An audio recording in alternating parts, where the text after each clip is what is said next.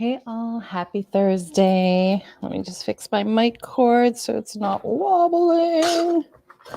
Oh, happy Thursday. I love Thursdays. Thursdays are a great day of the week. Drop a comment in the box and tell me when you tune in. Tell me where you're tuning in from and how you're feeling today. It's kind of gray in Maine. I think there's more snow coming. Let me know how you're doing on this Thursday.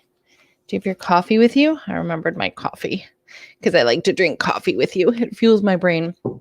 I wanted to talk today about a really interesting phenomenon that I noticed. I noticed when In Arms Coaching switched over to business coaching, which was probably at least 8 years now, maybe, probably about 8 years ago, which was that as women started working with me, their lives started falling apart.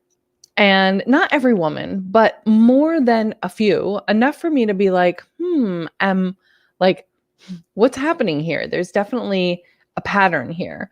And as I thought back about my own path, I found coaching when I had Bella and I started working with women in a maximum security prison.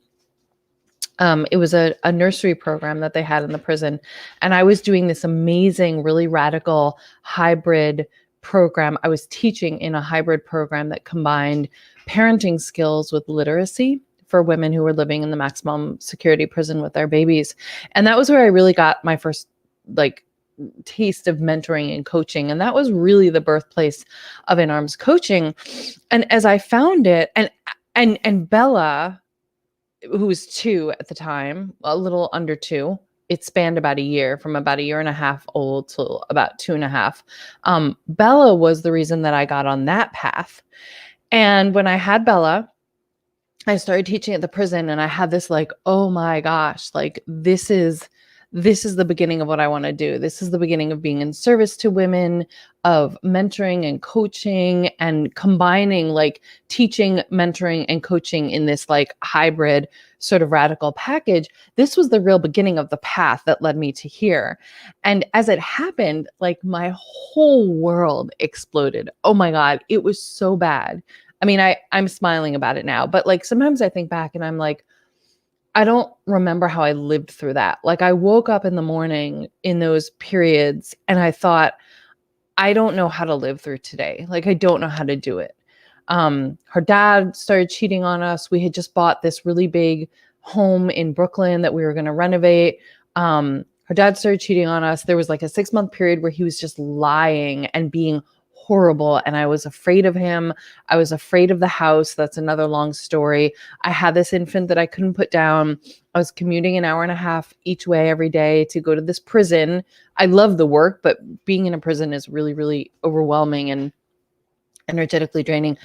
And then he left and boom, boom, boom. I lost the house. I left my job. Everything just blew the fuck up. And it was horrible. It was a horrible time.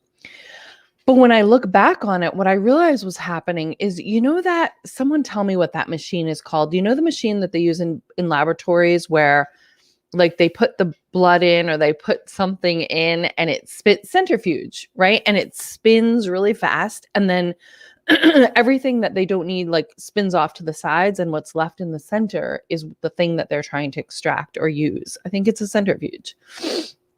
Let's hear some comments from you guys. Maybe it's just not showing me.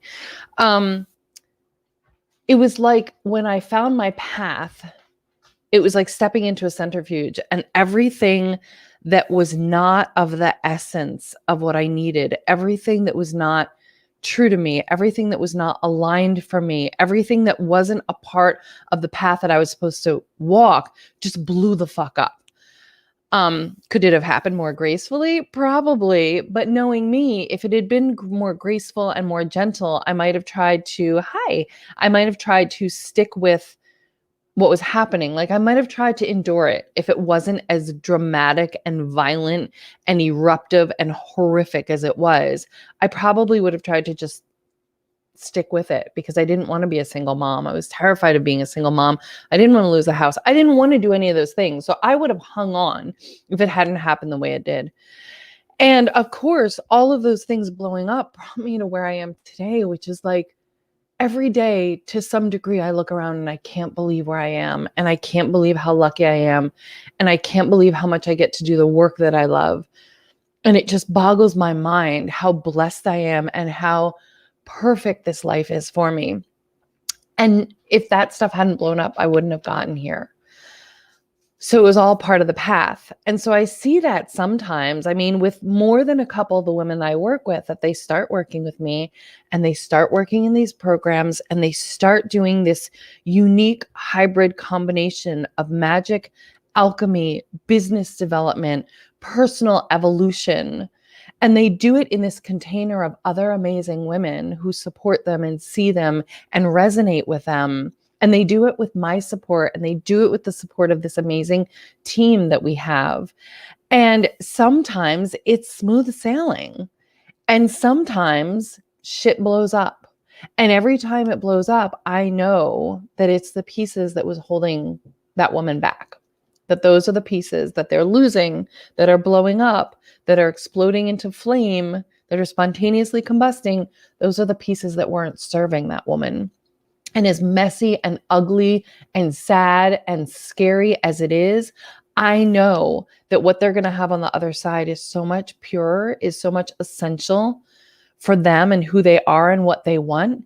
And what happens is that when women start working with me, they have to say, this is it. This is what I want. I'm investing in what I want. And then what happens is that all the other shit falls away. So whenever it happens, I have so much love for them because I get it. I was there. And I think that this is an essential part of committing to your path. When you really commit to what you want, the universe sort of does this like, are you sure? But are you going to work for it? But are you going to release the things that are holding you back? But are you going to be open to receiving it? Are you going to get rid of anything that contributes to your lack of worthiness, your lack of self-respect, your lack of authenticity? Are you ready to get rid of that stuff? And sometimes we kick and scream and we say no. And sometimes we let it blow up and we fall into the arms of the people that support us. But if you want to continue on your path, you're going to have to say yes to those questions. And that's one of the things that I love the most supporting women with. So I think that's it for today. Unless you guys have any questions or comments. I still think StreamYard is wonky about the comments thing because then I'll go back to the video and I'll see you guys said a whole bunch of great stuff. But I can answer it in the, for the replay. So if you're tuning in today, thank you so much. These are part of my 30 videos in 30 days. If you love them, please share them. Please tag women that you know need to hear this message or any message in them. And I really thank you for helping me get these to even more women. I hope you have an extraordinarily wonderful rest of your Thursday, and I'll see you tomorrow.